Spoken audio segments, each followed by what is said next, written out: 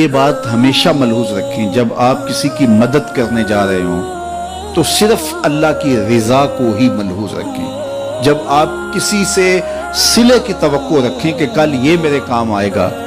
تو آج آپ کو اس کی مدد کرتے ہوئے راحت اور قلبی مسرت اور حقیقی خوشی نصیب نہیں ہوگی۔ اور دوسرا، جب کل آپ کی توقع کے مطابق وہ پورا نہیں اترے گا تو پھر آپ کو اس سے تلخی بھی ہوگی، یعنی آپ کو کسی کی مدد کرتے ہوئے اس کی حقیقی مسرت سے محرومی، دوسرا اس کے توقع پر نہ اترنے سے آپ کو اس کی تلخی بھی سہنا پڑے گی۔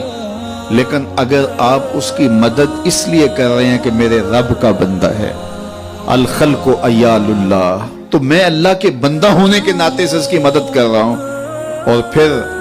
آپ کو اور سرور بڑھ جائے گا کہ میں اس کی مدد اس لیے کر رہا ہوں کہ یہ میرے حضور کا غلام ہے، بس یہی آپ کی ترجیح ہوگی، تو پھر آپ اس کی مدد کریں گے تو کوئی اس سے آپ کی مستقبل کے اندر توقع وابستہ نہیں ہوگی، تو آپ کو پھر اس کی مدد کرتے ہوئے اللہ تعالیٰ جل شانہ تسکین عطا کر دے گا۔ اچھا، نفس بڑا ظالم ہے، یہ شامل ہوتا ہے کہ آپ یہ کام کرنے جا رہے ہیں تو چلو تھوڑی سی تشہیر بھی ہو جائے۔ حضور علیہ السلام نے فرمایا، جس شخص نے کوئی کام دکھلاوے کے لیے کیا، اللہ اکبر، اللہ تعالیٰ جل شانہ اس کے معاملے لوگوں کو دکھا دیتا ہے۔ جو دکھلاوے کے لیے، ظاہریت کے لیے کام کرتا ہے، پھر اس کے عیوب ظاہر ہوتے ہیں اور لوگوں کے سامنے آتے ہیں۔ ہم کتنے لوگوں کو ایسا دیکھا ہے کہ پھر وہ لوگوں کی نظروں کے اندر رسوا ہو جاتے ہیں، ان کے ایسے امور لوگوں کے سامنے آتے ہیں۔ تو اس لیے مجھے بھی اور آپ کو بھی یہ چاہیے کہ اپنے عمل کے اندر کبھی بھی ریا پیدا نہ ہونے دیں۔ جب کسی کی مدد کریں، کسی دکھیے کے کام آئیں، تو اللہ کی رضا ہمیشہ ملحوظ رکھیں، اور وہ کسی ذاتی تشہیر کے لیے اور ذاتی مقصد کے لیے نہیں، بلکہ رضا الہی کے لیے آپ کا وہ عمل ہوگا تو زندگی نور علی نور ہو جائے گی۔ اللہ کے محبوب علیہ السلام نے خاص طور پہ جب آپ کسی کی مالی مدد کرتے ہیں تو اس میں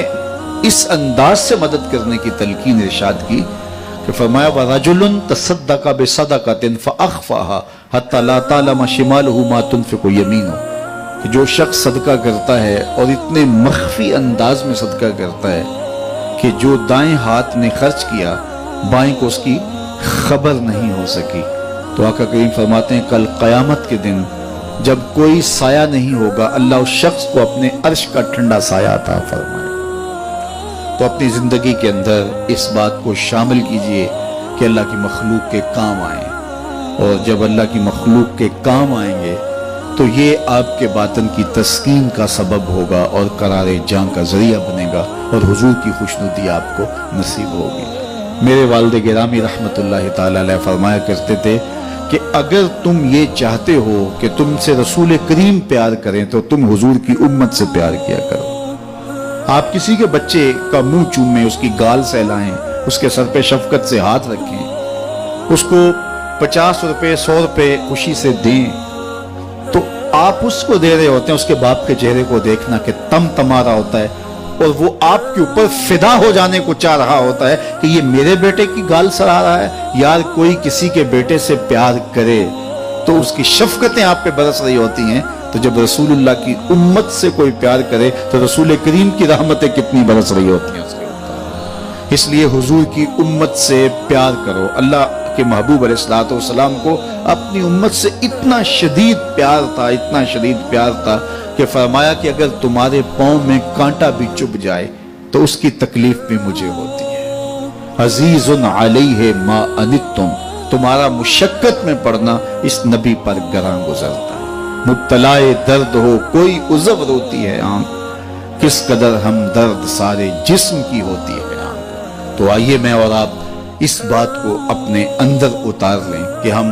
حضور علیہ السلام کی امت کے ساتھ اور اللہ کی مخلوق کے ساتھ رویوں کے اندر اتنی خوبصورتی رکھنی ہے کہ حضور علیہ السلام کی ہمیں رضا نصیب